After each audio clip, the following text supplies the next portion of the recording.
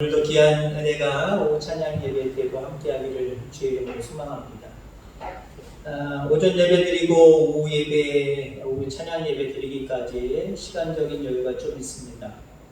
오늘 올라오니까 우리 박세암 집사님, 이맹기 권사님이 제일 먼저 올라오셔서 물 앞에다가 핸드폰을 놓고 보시더라고요. 간혹가다 뉴스도 보시고 그러거든요. 뉴스 보시나 보다 했더니 손주 재롱돈 뭐 이렇게 보시면서 두 분이 살짝 얘기하면서 얼굴에는 웃음꽃이 활짝 피더라고요. 피곤한 거 다 싹 날아갔죠. 그죠? 그럴 거예요. 손주의 모습을 보면 아마 피곤했던 거, 잠을 덜 자도 피곤했든지 아니면 어떤 관계성의 문제, 물질의 문제, 어떤 문제 앞에서 우리를 피곤하게 하는 일들이 많았지만 그 손주가 할머니, 할아버지 하고 말하면서 웃어주고 괜히 그걸 의미도 아닌데 괜히 자기 혼자 막 까락까락 웃잖아요. 제가 왜 웃나? 그거 따질 것도 없이 애들이 그냥 웃는 그 모습이 갑자기 웃는 그 모습이 어른들의 모습에 보면은 너무 행복한 거예요. 그 모습만 봐도 피곤이 싹 가시는 거예요. 권사님 기도하실 때 목사님 피곤하지 않게 해주시고 저도 피곤해요. 잠을 덜 자면 좀 피곤하고요. 이런 생각 저런 생각 고민을 자꾸 하다 보면 저도 피곤해요.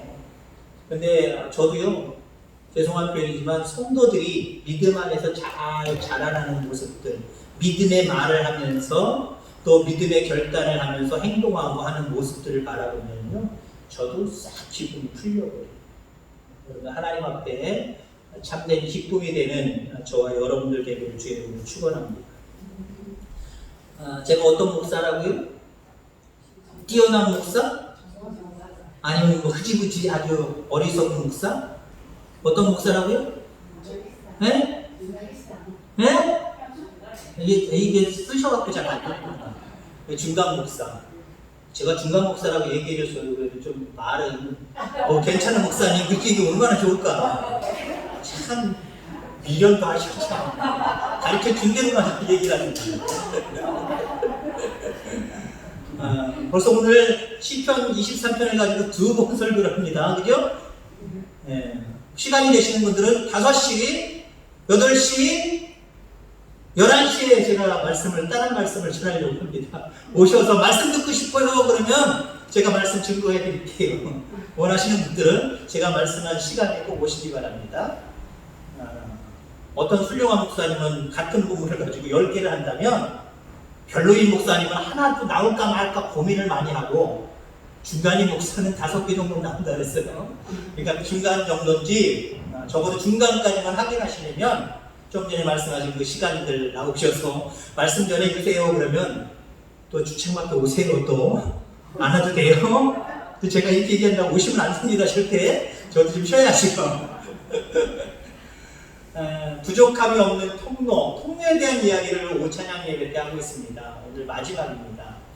통로에 대한 이야기는 오늘로 마지막인데 오늘 오전에 정말 예수 믿으면 부족함이 없는가? 라고 하는 질문을 던지면서 귀한 말씀을 들었었지요. 자, 다윗은 나는 목자 되시는 하나님 안에서 부족함이 없다라고 이야기를 해요. 그 부족함이 없다라고 하는 이유를 여호와께서 나의 목자가 되시기 때문이다 분명하게 밝히고 있어요.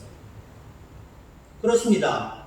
여호와를 여러분들의 목자, 그러니까 오늘 히브리어로 얘기하면 여호와 로이거든요. 여호와는 나의 목자라는 말이 로이라고 하는 뜻인데 여호와를 나의 목자로 삼으면 하나님이 여러분 가운데 부족함이 없는 은혜의 삶을 살게 하시는 줄 여러분들 기억하기를 바랍니다.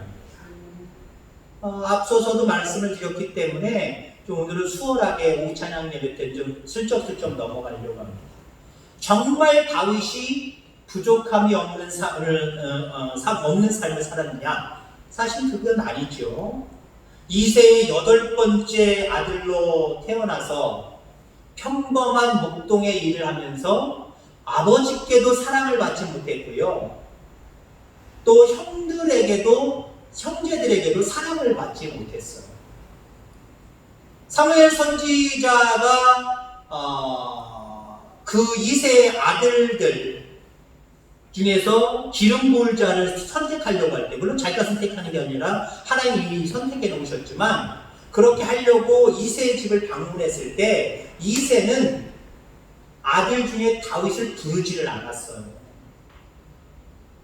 그만큼 아버지는 사랑을 받지 못했다는 거예요. 형들도 보세요. 나중에 골리앗과 싸우는 그 전투, 블레셋과 싸우는 전투 속에 아버지의 심부름을 통해서 전쟁터에 왔더니 형들이 뭐라고 해요? 동생아, 여기까지 왜 어떻게 왔니? 아이고 반갑다, 잘 왔다. 근데 빨리 가라. 걱정하는 마음, 염려하는 마음으로 일해야 되는 거 아니에요? 우선 반갑게 맞이하고 빨리 보내야 되는 거 아니에요? 네가 여기 왜 왔어? 전쟁터인데 정신 나갔니? 너 웃기는 애구나. 빨리 가! 애들이 가라!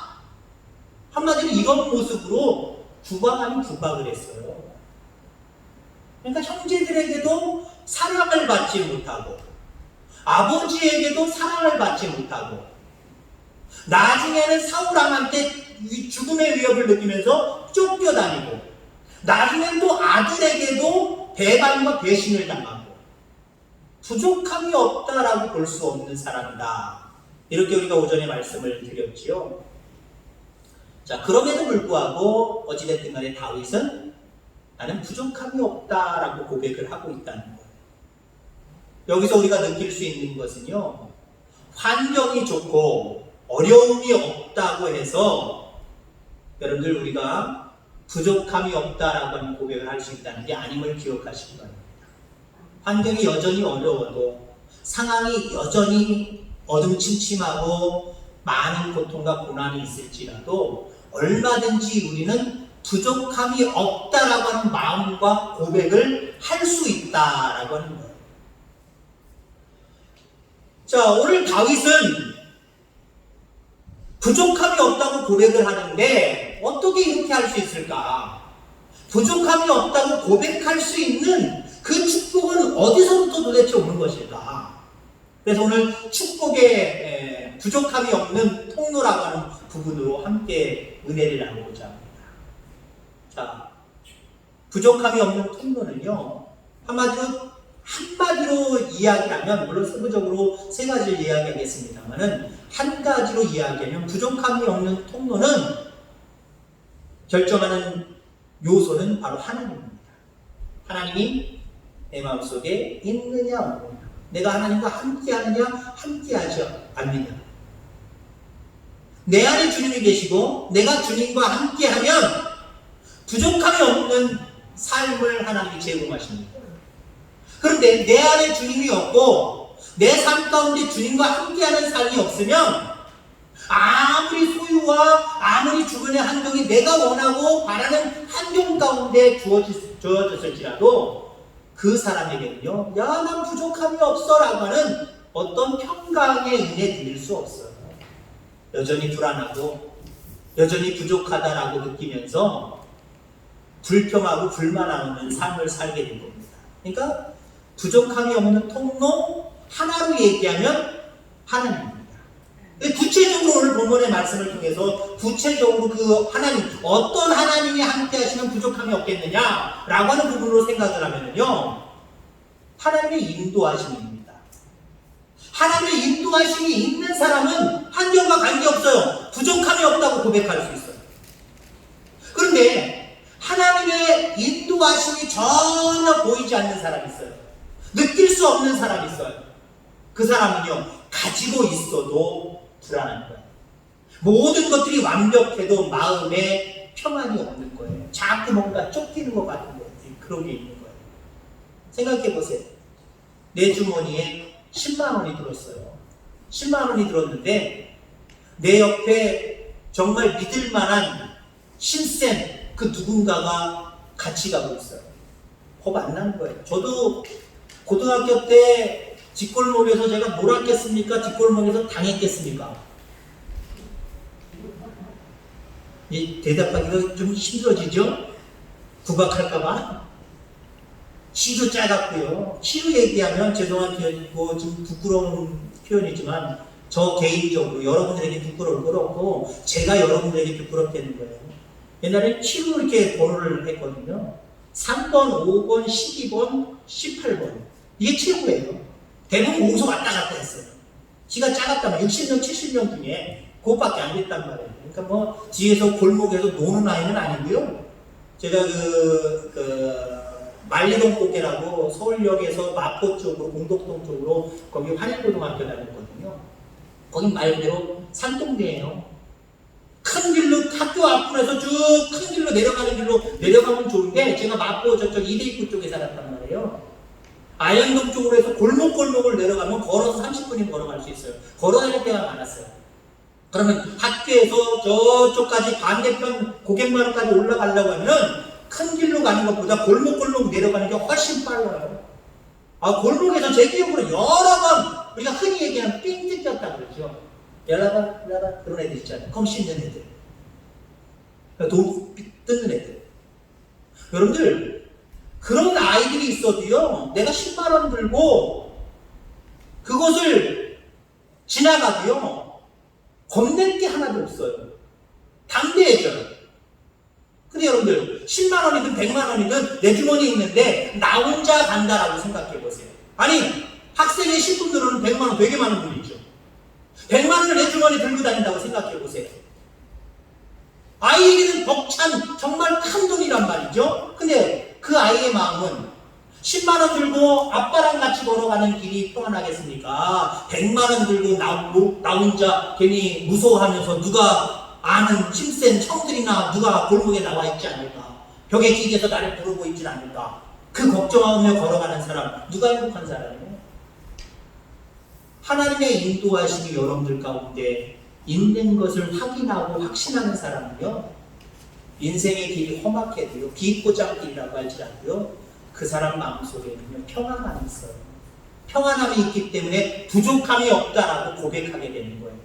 근데 모든 것들을 다 갖추고 소유했다고 할지라도 하나님의 인도하심에 대한 확신이 없고 그것이 보여지지 않는 사람은요, 그냥 그 인생길이 아스팔트로 잘 깔려져 있고 모노레일로 깔려져서도 가만히만 있어도 잘 나가는 인생이다 하도요, 그 사람은 불행한 거예요. 그 사람은 여호와는 나의 목자시니 내게 부족함이 없다라고 하는 고백할 수 없는 거예요. 하나님 여러분들과 함께 하심을 믿습니까? 여러분들 지금 인도에 가심을 믿습니까? 그 하나님의 인도하심을 믿는다고 한다면 두려워하지 말고 걱정하지 마시기 바랍니다. 지난번에 제가 그런 설명 드린 적이 있었던 것 같아요. 수요일날인지 우리가 레일바이크를 타면은 레일바이크 이렇게 노젓는 겁니다. 리아까지 생겼는데 말 그대로 기차 모양이고 4명 정도 앉는 그 의자에서 페달을 막 밟는 겁니다. 평지에서는 막 밟아야 돼요. 내리막길에서도 밟을 거나 브레이크 잡아야 돼요. 근데 저 앞에 언덕이 있단 말이에요. 저거 어떻게 올라가지? 특히 제가 우리 자식들이 어렸을 때 걔네들이 무슨 힘을 써요? 여자니까 우리 집사람은 나 못해 힘들어서 그러면은 남자인 제가 가장인 제가 막 해야 되잖아요. 걱정돼요. 저거 어떻게 올라가지? 저까지네요. 어떻게 올라가지? 근데요, 오르막길쯤 되면요, 그 레일의 가운데, 두 레일이 있으면 가운데 뭐가 있어요. 처음에는, 지금은 알지만 처음에는 저게 뭐지? 근데 그 정도까지 싹 세 줄이 되는 거죠, 갑자기. 조그만 거고, 여기 철길이고, 여기 뭐가 줄이 있어요. 쭉 있어요. 거기까지 딱 가면은요, 뭐가 딱딱 소리가 나면서 페달을 안 밟고요, 찡 올라가요. 내 마음대로 속도를 조절할 수는 없지만, 저절로 막 쭉 가요. 물론, 천천히는 갈 수 있어요. 빨리는 못 가요. 브레이크 잡으면 되니까. 뭐예요? 어렵지 않게 갈 수 있도록 거기다가 전기 레일을 깔아놓은 거예요. 그래서 그 전기의 힘으로 쫙 올라가는 거예요. 하나님의 인도하시면 그런 거예요. 어머나 내 앞에 문제가 있네, 고통이 있네, 고난이 있네, 근심이 있네, 걱정이 있네, 염려가 있네, 이거 어떻게 하면 좋아? 이렇게 생각해 보세요. 내게 부족함이 없도다. 이 고백이 나와요? 안 나와요. 근데 아직도 문제 앞에 우리는 살고 있지만, 어려운 환경 가운데 있지만, 거기에 하나님의 인도하심이 있다라고 믿는 사람은요, 그게 걱정될 게 없고 나는 평안하다. 하나님의 부족함이 없이 채워주심이 나에게 있다. 고백하며 그 인도하심 속으로 들어가는 거예요. 하나님의 인도하심은 이렇게 우리를 부족함이 없는 자로 살아가게 하시는 줄 기억하기를 주의 이름으로 축원합니다. 자, 그 다음에 부족함이 없는 통로는요, 하나님인데 구체적으로 무엇이냐? 하나님의 안위함입니다. 많은 양들이 편히 쉬고 마실 곳이 있다면 좋지만 그것으로 끝나는 게 아니에요. 하나님의 인도하신 가운데 초장으로 인도함을 받고 물을 마실 수 있는 물가로 인도함을 받았으면 그것으로 다 되느냐? 아니에요. 반드시 그렇게 인도함을 받아서 괜찮은 상황 가운데 있는 그러한 양떼들을 공격하는 맹수들이 꼭 있게 되어 있어요. 야, 요것만 해결되면, 하나님 요것만 인도하시면 되겠다라고 생각하시죠? 그 다음에 또 문제가 온다니까요. 그 다음에 또 많은 어려운 문제들이 온다니까요. 더 큰 유혹과 현혹이 온다니까요. 그런데 뭐라고 이야기해요? 주께서 지팡이와 막대기로 우리를 안위하신다, 지켜주신다라고 이야기하고 있어요. 인도하실 뿐만 아니라 지켜주심을 믿으면 우리는 부족함이 없는 세계로 들어갈 수 있습니다. 하나님의 안위하심, 지켜주심을 여러분들 확신하기를 주의 이름으로 축원합니다. 주의 지팡이와 막대기가 라고 이야기하는 거죠. 여러분, 지팡이는요, 양떼들을 인도하는 데 쓰는 거예요. 인도하는. 야, 일과 툭툭 치기도 하고요, 방향을 제시하기도 하고, 툭툭툭툭 치는 쪽으로 가셔서 그거를 인도하는 거예요. 지팡이는 그런 역할을 하고요. 지팡이가 막대기고 막대기가 지팡이지 하나면 될 거지. 근데 다윗은요, 지팡이를 얘기하고 막대기를 얘기를 하고 있어요. 목자이기 때문에, 목동이기 때문에 이걸 잘하는 거예요. 지팡이는 양들을 인도하는 것이고, 막대기는 뭐냐? 맹수로부터 양떼들을 보호하는 데 쓰는 거예요. 약간 좀 더 든든하게 생겼겠지요? 더 길 수도 있고요. 앞부분은 뾰족하게 꼬챙이처럼 만들었을 수도 있을 거고요. 왜요? 갑작스럽게 맹수들이 나타나서 양떼들을 괴롭게 하고 양떼들을 해롭게 한다고 한다면 그 막대기로 내리치는 거예요. 던지기까지 하는 거예요. 그래서 그것으로 양떼들을 보호하는 거예요. 여러분, 그렇습니다. 하나님의 인도하심과 보호하심. 자, 앞부분에는 물론 우리가 인도에 대한 이야기를 했기 때문에 인도함을 받으면 다 되느냐? 아니에요. 아까도 얘기했잖아요. 하나님의 인도하심은 우리를 푸른 초장으로, 실만한 물가로 인도하시는데 그것으로 내게 부족함이 없다, 평안의 세계로 완벽하게 들어가는 거예요? 안 그렇다니까요. 거기서 자유롭게, 야, 여기 목초지 좋다, 뜯어먹을 거 많다, 목마른데 물 마실 거 있네, 그런다고 해서 양떼들이 다 되는 게 아니라니까요. 그곳을 노리는 맹수들이 반드시 있게 되어 있어요. 그런데 다윗은 아무 걱정을 하지 않냐고 부족함이 없다라고 이야기를 합니다. 그 이유는 주님께서 지팡이와 막대기로 보호해 주시고 인도해 주신다라고 이야기합니다. 여러분, 그렇습니다. 하나님은 우리를 인도하실 뿐만 아니라 보호해 주시는 하나님입니다. 하나님의 보호하심을 믿으면 우리는 부족함이 없는 평안의 세계로 들어가는 거예요. 그 은혜를 누리며 살아가는 저와 여러분들 다 되기를 주의 이름으로 축원합니다. 자, 마지막으로 부족함이 없는 통로는 하나님 그분인데, 구체적으로 이야기한다면 하나님의 선하심과 인자하심을 우리가 확신하면 부족함이 없는 세계로 우리는 들어가게 되는 겁니다. 자, 여기 선하심, 6절 말씀의 선하심은요, 항상 좋은 것으로 주시며 늘 의로운 길로 인도하시는 하나님의 은총을 의미합니다. 인자하심은 무엇이냐? 하나님이 자신의 백성을 결코 버리지 아니하시며 자기 백성에게 계속해서 베풀어 주실 사랑을 의미합니다. 자, 하나님이 우리에게 좋은 것을 주시며 사랑을 베풀어 주시기에 우리는 부족함이 없는 거예요. 우리 하나님은 그런 하나님이기 때문에 째째하게, 비열하게, 자기 계산만 하고 자기 이웃만 생각하는 그런 분이 아니고 우리를 사랑으로 항상 좋은 것을 주시며 결코 버리지 아니하시고 자기 백성으로 영원한 생명의 나라까지 인도하시는 분이기 때문에 부족함이 없다라고 이야기합니다. 우리는 보통 부족함이 없다라고 고백하는 건 지금의 상황을 놓고만 보통 생각을 하는 거예요. 지금 내가 돈으로만 얘기하면요, 요즘 뭐 물질 많은 시대니까요, 물질로 쉽게 표현하면 내가 원하는 물질의 양이 채워지면 부족함이 없네. 근데 내가 원하는 물질의 양보다 훨씬 적어요. 근데 부족함이 없다? 이거 느끼면서 살아갈 수 있어요? 안 돼요. 근데 10편 23편에서 말하고 있는 내용은 앞으로 너희들이 부족함이 없는 삶을 살아갈 것이다 라고 하는 것도 포함되어 있지만 지금도 너희들은 부족함이 없어. 부족함이 없다고 고백하는 믿음을 나한테 보여줘야 돼. 니들이 왜 부족하니? 부족함이 없잖아. 그거거든요.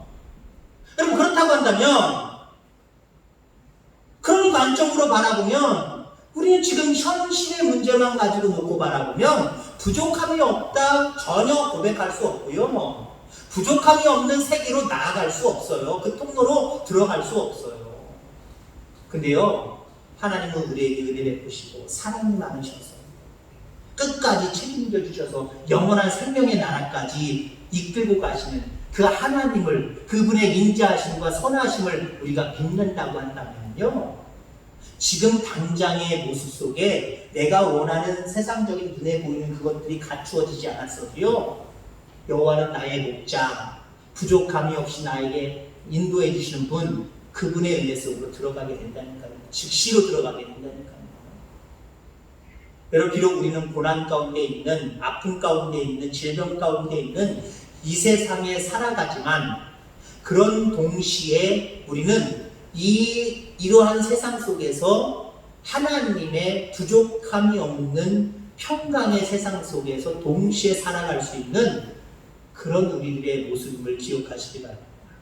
어느 한쪽으로만 생각하지 마세요. 하나님이 이 땅에 살면서 부족함, 우리가 얘기하는 부족함이 없는 세계로 나아가게끔 만들어준다고 한다면 그게 얼마나 좋겠어요. 어쩌면 믿음이 연약하거나 어리석은 인간들이 생각하는 모습은 그런 모습일 거예요. 근데 그게 아니거든요. 하나님의 영원한 세계는 여기에 있지 아니하고 하나님이 준비하시는 그 어떤 다른 곳에 존재하고 있습니다. 그곳으로 사랑이 많으신 우리 하나님이 계산하지 아니하시고 은혜롭고 자비로우신 그 마음을 가지고 우리를 끝까지 책임져 주신다는 거예요. 그러면요, 지금 우리가 어디에 있느냐, 무엇을 가지고 있느냐, 이게 중요하지 않다니까요. 왜요? 그분의 놀라우신 그러한 은혜와 보호하심과 그 은총이 있기 때문에 우리는 지금 당장의 모습 속에서 부족함이 없다라고 하는 평강을 누릴 수밖에 없고요, 입으로 고백할 수밖에 없는 거예요. 여러분, 지금 부족함이 있습니까? 없습니까? 흔히 우리 아이들이 부모님의 사랑에 대해서 그 사랑에 대해서 뭐라고 얘기하는 게 아닌데 불평불만을 얘기하면서 나는 이것도 없고 저것도 없고 뭐라고 얘기해보세요. 부모들이 좋은 마음을 가질 분들은 한 분도 없을 거예요. 물론 가슴은 아픈 부분은 조금 있을 거예요. 제 말이 맞긴 맞는데 내가 더 노력해서 더 힘써서 저 아이를 저 아이가 원하는 모습 가운데 다 지원하면서 내가 키웠으면 얼마나 좋을까, 그런 자책의 마음도 물론 있을 거예요. 그런데 어찌됐든 간에 자식이 불평불만을 가지고 엄마 아빠가 해준 게 뭔데? 나는 정말 행복하게 살지 않았어 라고 자녀가 만약에 그렇게 부모에게 고백을 한다고 한다면 아마 억장이 무너지는 모습이 더 클 거예요. 우리 하나님은요, 앞서서 오전에 얘기했지만 실수하지 아니하시고 거칠 것이 하나도 없는 하나님이에요. 천지만물을 창조하신 하나님이에요. 지금도 생사하복을 본인의 마음대로 주장하실 수 있는 하나님이에요. 그분이 자책하시겠어요? 아유, 내가 사랑이 부족해서, 아유, 내가 더 열심히 노력해서 하나님의 자녀인 이 백성들을 잘 인도해야 되는데 내가 부족했어. 그분 그런 분 아니에요. 완벽하게 계획 가운데, 지극 가운데 우리에게 완벽하게 행하시고 계시는 하나님이에요. 그 하나님 앞에 나는 부족함이 많아요. 하나님 믿어도 소용이 없네요. 라고 이야기하면 우리 하나님 마음이 억장이 무너지시고, 하나님 감사해요. 하나님 고맙습니다. 내게 많은 것들을 채워주셨고 앞으로도 나에게 많은 것들을 인도와 보호 속에 또 영원한 생명의 나라까지 나를 이끌어 가실 걸 믿습니다. 그런 고백과 더불어 그런 고백을 하는 자들에게는요, 그 자리에서부터, 그 시간에서부터 마음의 평강이 일어나요. 부족함이 없는 그 축복을 누리면서 살아가요. 이런 은혜로 살아가는 저와 여러분들 다 되기를 주의 이름으로 축원합니다. 기도하겠습니다.